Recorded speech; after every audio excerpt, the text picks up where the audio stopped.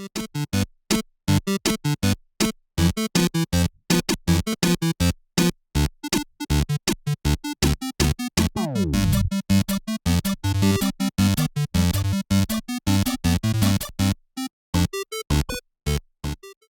번째 파트로 넘어갈 텐데요. 시간을 제가 좀 많이 쓴 것 같아서 예제를 원래 2개 보여드리려고 했는데 하나만 보여드릴게요. 제가 간단하게 게임을 설명만 해드리고 넘어갈게요. 센티피드라는 게임은 이렇게 두 명의 플레이어가 번갈아가면서 게임을 플레이를 합니다. 뭐 체스나 바둑처럼요. 그러니까 아까 저희가 살펴봤던 예제에서는 모두 동시에 플레이를 했는데 이제 게임의 구조가 바뀌었죠. 이런 식으로 순차적으로 플레이를 하고요. 아이언맨이 이제 게임을 시작을 하면 맨 처음에 이제 게임을 시작하면 게임을 그만둘지 아니면 계속할지를 결정할 수 있고요. 게임을 계속하기를 결정하면 배트맨이 이제 계속할지 그만둘지를 결정할 수 있습니다. 이렇게 번갈아가면서 하다가 6번째까지 도달을 해서 배트맨이 어떤 결정을 하든 게임은 거기서 끝이 납니다. 여기 이제 밑에 페이오프가 있는데 이게 $1밀리언 라고 생각을 해보면 아이언맨이 맨 처음 시작하자마자 끝을 내면 $1밀리언을 집에 들고 갑니다. 배트맨은 집에 빈손으로 가고요. 그다음에 한번 컨티뉴해서 이제 다음 단계를 진행했는데 배트맨이 여기서 스탑을 하면 아이언맨은 빈손으로 집에 가고 배트맨은 $2밀리언을 들고 집에 갑니다. 이런 식으로 게임이 더 진행이 많이 될수록 페이오프가 올라가는데 멈추는 사람이 더 이득이 있는 게임이거든요. 이 경우에 이제 K-레벨 띵킹하고 비슷한 백워드 인덕션이라는 방법을 써서 게임의 뒤에서부터 살펴보면 배트맨 입장에서 배트맨은 여기서 계속 스탑을 외칠지 아니면 컨티뉴를 외칠지 정할 수 있는데 배트맨의 페이오프는 여기 주황색고 빨간색이거든요. 배트맨이 멈추면 $6밀리언을 얻을 수 있으니까 당연히 배트맨은 멈추겠죠. 그걸 알고 있는 아이언맨은 내가 여기서 멈추면 나는 4바퀴 못 얻었는데 내가 지금 멈추면 5를 얻을 수 있구나. 이제 아이언맨도 여기서 당연히 멈추겠죠. 이 과정을 계속 반복을 하면 아까 K-레벨 띵킹하고 똑같이 백워드 인덕션을 해보면 결국 모든 사람들이 누구한테 이 게임을 가져가도 레션을 한다면 시작하자마자 멈출 거예요. 차라리 여기서 0을 얻으니 1을 얻는 게 나을 거예요. 그리고 상대방을 못 믿기 시작하겠죠. 그런데 실제로 이거를 체스 플레이어들한테 게임을 시켜봤어요. 그랬더니 그랜드 마스터가 이제 체스의 공식적 랭킹 중에 가장 위에 있는 레벨이고 정말 100%의 모든 체스 플레이어가 시작하자마자 멈췄어요. 그 사람들은 인정 사정이라는 것도 없고 신용도 없기 때문에 상대방을 믿지 않아요. 그래서 시작하자마자 멈췄어요. 근데 이제 인터내셔널 마스터 이제 그 밑에 단계 사람들은 그래도 아직 이제 사람에 대한 희망과 76%의 사람들이 멈췄지만 그래도 24%의 사람들은 한 번 정도 이제 컨티뉴를 해줬단 말이에요. 그리고 다른 레벨의 체스 플레이어들은 62%를 계속 끌어들고 있죠. 자, 그러면 사람들이 체스 플레이어의 경우는 이제 전체 통계를 내보면 약 70%가 처음에 멈추고요. 꽤 높은 비율이죠. 대학생들한테 시켜봤어요. 놀랍게도 7.5%만 멈춥니다. 대학생들이 일단 생각을 안 하고 생각을 하더라도 내 상대방이 생각을 안 할 거야 라고 생각을 하거나 아니면 내 상대방을 믿는 거죠. 왜냐면 뒤로 갈수록 페이오프가 높으니까 그래도 1, 0을 얻느니 너가 마지막에 배트맨 네가 욕심을 부려서 우리가 4, 6을 얻더라도 난 너를 용서할 수 있어. 왜냐면 1보다 4가 좋잖아요. 이런 식으로 생각을 하기 때문에 이 백워드 인덕션이라는 방법에 대해서 게임이론 내에서도 굉장히 논란이 많아요. 왜냐면 분명히 수학적으로 생각을 하면 모든 사람이 맨 처음에 멈춰야 되는데 대부분의 사람이 멈추지 않거든요. 아까 말씀드렸던 것처럼 게임을 여러 번 플레이하거나 아니면 서로 간에 게임을 여러 번 플레이하면서 이제 서로 간에 트러스트가 쌓이고 상대방에 대해서 알아가는 과정이 이제 러닝이라고 하는데요. 그런 러닝 과정이 다른 분야에서도 많이 적용이 되거든요. 네. 근데 여기서 그 인디비주얼 게임은 비교하는데 요즘에는 코어퍼레이션도 많이 하잖아요, 회사끼리. 그러면 결국에 맨 마지막에 있는 게 제일 숫자가 높은데 네. 그런 게임 티어리는 없나요? 그런 이제 이런 모델을 좀 확장시켜서 그런 데 적용하는 경우도 있고요. 또 제가 이따가 그건 또 따로 이렇게 설명을 또 해드릴게요. 이제 이런 러닝 과정이 적용되는 분야들이 굉장히 많아요. 사이콜로지, 비헤이버럴 사이언스, 에볼루셔너리 바이올로지나 비즈니스 폴리티컬 사이언스에서 적용이 되고요. 구체적인 예는 제가 두 번째 파트 끝나고 이제 여러분께 설명을 드릴게요. 사실 오늘의 가장 메인 문제는 스테이블 메리지라고 하는데요. 한국어로 제가 찾아보니까 이게 안정 결혼 문제라고 하더라고요. 결혼 생활에 관한 게 아니고 내가 원하는 배우자랑 결혼을 하려면 어떤 전략이 좋을까. 그래서 이 토크의 제목도 뷰티풀 스트래티고요. 결혼하신 분들은 그냥 그러려니 하고 결혼 아직 안 하신 분들은 이제 내가 원하는 배우자를 찾으려면 어떻게 해야 되는지를 제가 알려드리겠습니다. 자, 이제 현실적인 문제에서 남자와 여자가 결혼을 하고 뭐 프로포즈를 하고 이렇게 하잖아요. 그런 문제도 있지만 이제 이 굉장히 활용 분야가 높거든요. 그 예제들도 이제 마지막에 설명을 드릴게요. 그리고 실제로 현실에서 남자가 주로 프로포즈를 하고 여자가 거절을 하거나 받아들이잖아요. 그게 사실 남자가 가장 좋은 배우자를 찾는 데 적합한 수학적으로 가장 좋은 모델입니다. 그러니까 남자가 프로포즈하는 게 좋은 거예요. 남자한테. 여자한테는 안 좋은 거고. 네, 그걸 이제 설명을 드릴게요. 네, 남자분들이 프로포즈를 하시면 됩니다. 여자분들도 혹시 마음에 드는 분이 있으면 그냥 프로포즈 하시게 실제로 작년에 노벨 경제학상을 받은 학자가 2명이 있는데요. 로이드 셰플리하고 알린 로스라는 사람인데요. 이 세븐 메리지 프로그램을 1950, 60년대에 연구한 게 학자가 이제 로이드 셰플리라는 학자고요. 그리고 이제 알린 로스라는 학자는 원래 하버드 이콘에 있다가 스탠포드를 이제 옮겼어요. 이분이 이제 현실적인 그 실생활 애플리케이션을 굉장히 많이 만들어서 이 상을 받게 됐고요. 자, 이제 이 스테이블 메리지 문제를 간단하게 설명을 드리면 N명의 남자와 N명의 여자가 있어요. 그리고 각 남자랑 각 여자는 이제 반대 이제 어퍼짓 젠더의 그 사람들을 랭킹을 매겨요. 1등부터 N등까지 이제 선호도를 매기는 거죠. 그리고 이제 그 제3자 입장에서 저희가 하려는 거는 그 N명의 남자와 N명의 여자를 쌍의 커플로 이제 만들고 싶은데 그걸 이제 매칭을 한다고 얘기를 하거든요. 근데 이 매칭이 이제 아까 언스테이블, 스테이블 얘기했던 것처럼 매칭도 언스테이블할 수가 있어요. 예를 들어 남자 M하고 어떤 남자 M, 어떤 여자 W를 데려왔더니 현재 약혼한 그 피앙세들보다 이 둘이 서로를 더 좋아하는 거예요. 그런 경우에는 뭐 바람을 필 수도 있고 하니까 그냥 이 둘을 맺어주는 게 좋겠죠. 이런 경우에 언스테이블하다고 부르고요. 이제 예제로 살펴보면 이 왼쪽을 먼저 보시면은 남자 둘, 여자 둘이 있고요. 이 남자 1은 여자 2를 더 선호해요. 그리고 남자 2는 여자 1을 더 선호하고요. 마찬가지로 여자 1은 남자 2를 선호하고 여자 2는 남자 1을 더 선호하는데 이렇게 매칭을 시켜주면 언스테이블한 상태가 돼요. 왜냐하면 남자 1과 여자 2를 고르면 이 둘이 서로를 더 좋아하는데 현재 파트너보다 더 좋아하기 때문에 이렇게 맺어주는 게 더 좋거든요. 마찬가지 이유로 남자 2와 여자 1을 이렇게 맺어주는 게 더 좋고요.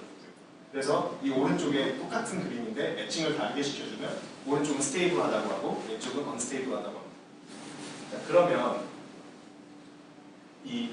그냥 지금 제가 이제 스페시픽한 example 예제를 보여드릴 때는 이렇게 찾을 수 있는데 그냥 아무렇게나 N명의 남자, N명의 여자 그리고 아무렇게나 그들이 정한 그 선호도 랭크 1부터 랭크 N까지를 정했을 때 스테이블 매칭을 찾을 수 있느냐 이게 굉장히 중요한 문제였어요. 1950년대에 결혼 때문이 아니고 다른 컨텍스트에서도 이 비슷한 문제가 너무 많이 나오다 보니까 이론적으로 굉장히 중요한 문제였고 이론적으로 나온 답은 언제나 항상 스테이블 매칭은 존재한다랑 그리고 그걸 찾을 수 있는 쉬운 방법이 있다가 이제 1950년대에 나온 논문이고요. 그걸로 이제 로이드 셰플이라는 분이 상을 받았고요. 이제 게일 셰플이라는 알고리즘이 있는데 되게 여기 글이 많은데 굉장히 단순해요. 남자 중에 아직 인게이지가 안 된 남자가 있으면 아직 내가 프로포즈 하지 않은 여자 중에서 내가 가장 선호하는 여자에게 프로포즈를 해요. 가면은 차일 수도 있고 뭐 받아들일 수도 있겠죠. 그럼 받아들여지면 이제 약혼을 하는 거고 차이면 그 다음 여자 이런 식으로 계속 넘어가요. 남자들은 이제 빨리 포기가 빠르기 때문에 그 다음 여자에게 넘어가고 여자 입장에서는 내가 인게이지가 안 되는데 누가 프로포즈를 하면은 당연히 받아들이고 약혼을 해요. 근데 인게이지가 됐으면 현재 내 피앙세랑 지금 나한테 프로포즈한 이 세 남자랑 비교를 해서 더 좋은 남자랑 약혼을 해요. 기존의 파트너였으면 이제 괜찮은데 아니라면 기존의 파트너 남자는 이제 싱글이 되는 거고 다시 새 남자랑 이제 약혼을 합니다. 이게 알고리즘의 핵심이고요. 남자는 계속 순서대로 프로포즈를 하고 여자는 이제 더 자기한테 프로포즈 들어온 것 중에 가장 좋은 옵션을 선택을 합니다. 이제 예제로 제가 쉽게 설명을 해드릴게요. 남자 셋, 여자 셋이 있고요. 각 사람 머리 위에는 이제 자기의 선호도가 나와 있고요. 예를 들어 남자 1의 경우는 여자 1, 2, 3 순서로 선호를 하고 남자 2와 3의 경우는 1, 3, 2 순서로 선호를 하거든요. 여자의 경우는 조금 3명이 다 다른데 여자 1은 2, 1, 3, 여자 2는 1, 2, 3, 여자 3은 3, 1, 2 이렇게 순서로 선호를 하고요. 제가 설명한 대로 이제 남자 1이 여자 1에게 프로포즈를 합니다.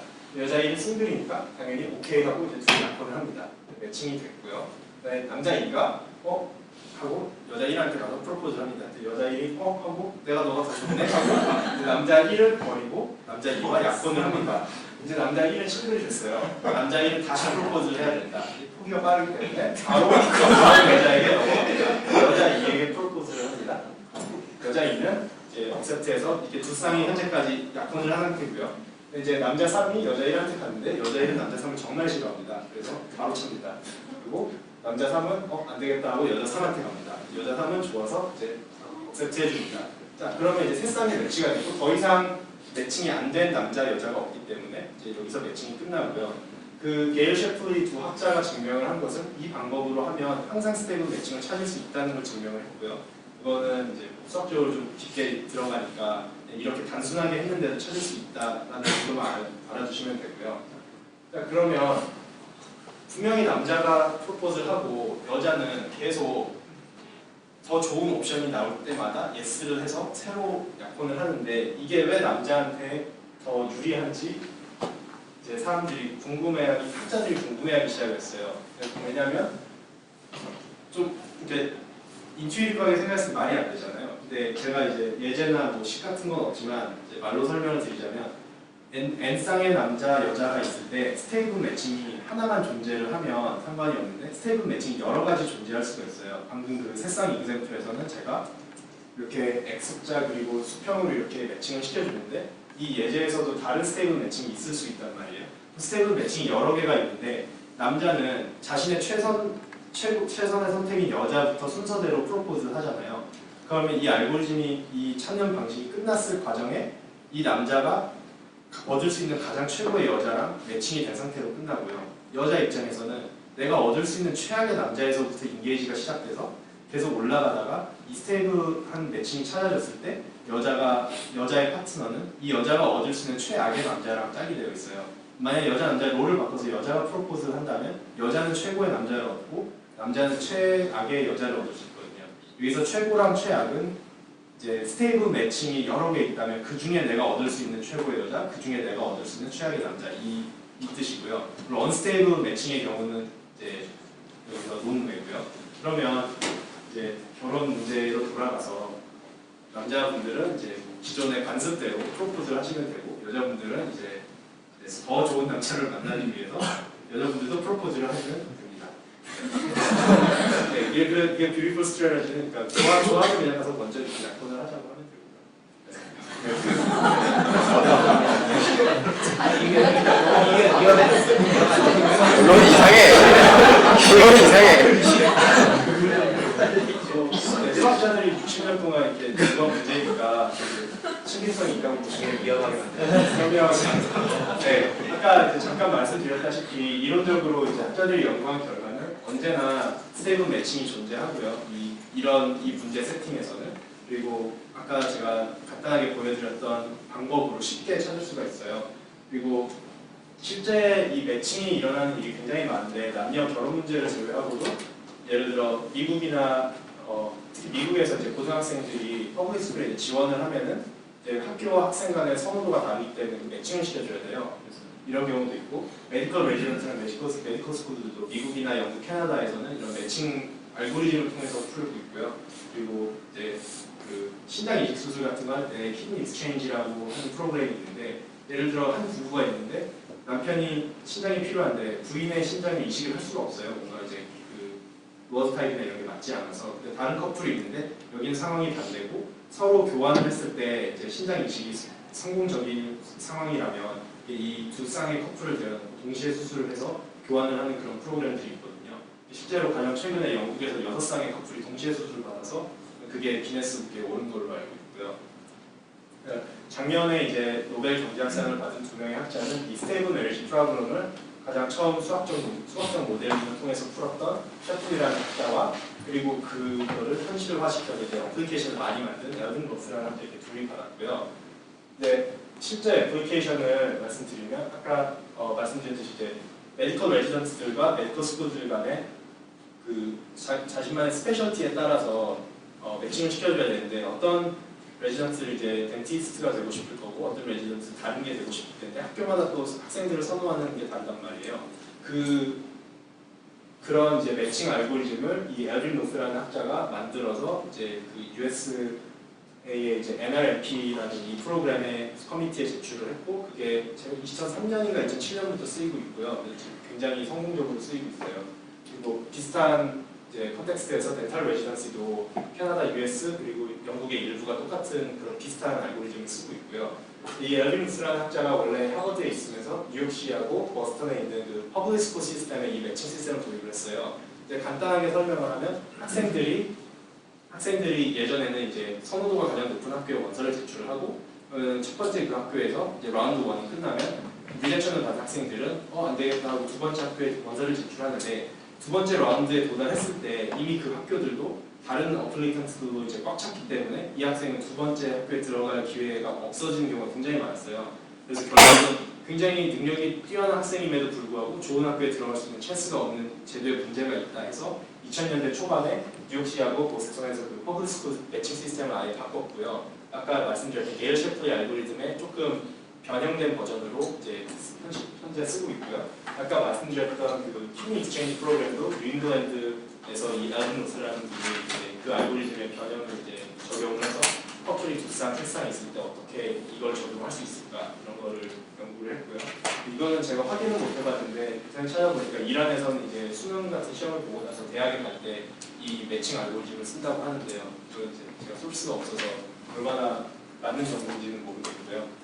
이제 제가 파트 2에서 보여드렸던 예제가 두 개 있는데 센트필드 게임하고 스테이블 메리지 프로그램이 있고요.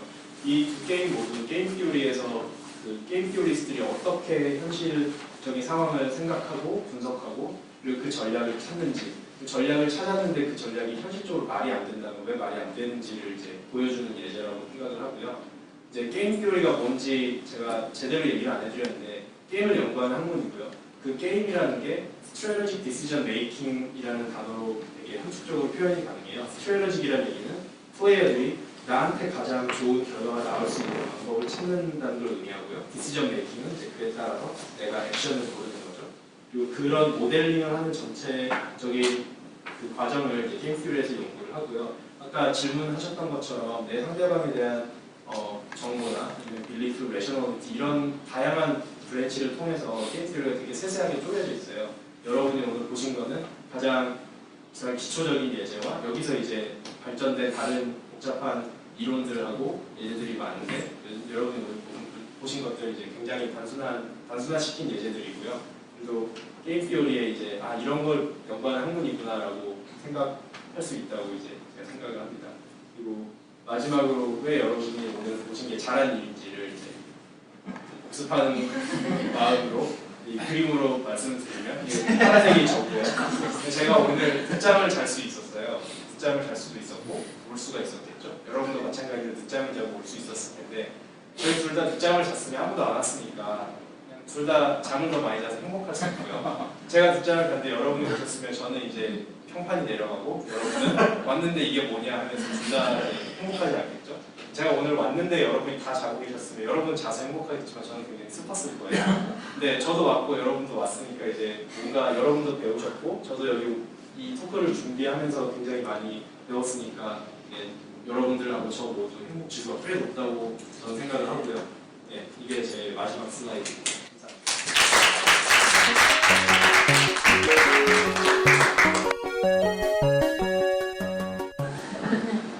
혹시 아까 그 스테이블 매칭 그거 하는 중에요. 네. 그러니까 한 사람이 무한한 초이스가 있고 시간적인 제약이 없다는 전제하에 저게 가능한 거죠. 사실 저 방법대로 스테이블 매칭을 항상 찾을 수 있는 근거 중에 하나가 남자랑 여자의 숫자가 파이나이트하기 때문이거든요.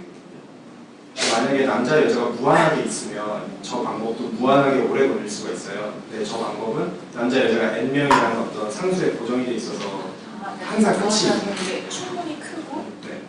충분히 크다는 가정 그리고 시간적인 제약도 충분히 있을 거잖아요. 실제적으로 그렇겠죠. 네. 알고리즘을 만들 때는 그런 분의 근거가 안 돼요. 근데 저 알고리즘은 그래도 그 컴퓨터 사이언티스트의 관점에서 봤을 때 굉장히 효율적인 알고리즘이거든요. 왜냐하면 n명의 남자랑 n명의 여자가 있는데 저런 식으로 이제 남자가 프로포즈하는 그 횟수를 세보면 n 스퀘어드밖에 되지 않아요 최대. 그러니까 그거는 굉장히 상대적으로 작다고 생각을 하거든요. n이 뭐 100만 이렇게 되면 그 숫자는 굉장히 크지만 이제 컴퓨터 과학자 입장으로서는 그래도 이거는 꽤 작은 숫자다라고 얘기를 하기 때문에 네, 그래서 효율적이라는 말을 써요 사실. 지금 이 가정들이 다 행위자가 플레이어가 되게 레저널하고 셀프 인트레스트였다고 가정을 하는데 실제로 게임을 하다 보면 그러니까 이 사람이랑 나랑 협력을 하게 되면은 이익이 있기는 하지만 저 사람 이익이 더 크게 싫어서 네. 협력을 안 하는 경우도 있잖아요. 네. 그런 것도 이런 네, 그런 플레이어를 지칭하는 전문 용어가 따로 있고요. 그러니까 사실 약간 반대로 예를 들어서 내가 내 보수는 신경 안 쓰고 내 상대방이 스크롤 되는 게 가장 마음에 든다라고 생각을 하는 경우도 있고요. 아니면 그 두 개를 잘 조합해가지고 적당한 선에서 나도 이득을 높이고 싶긴 한데 난 쟤도 스크롤 됐으면 좋겠어라고 생각하는 경우도 있거든요. 그런 식으로 모델링도 하기는 합니다. 네, 감사합니다.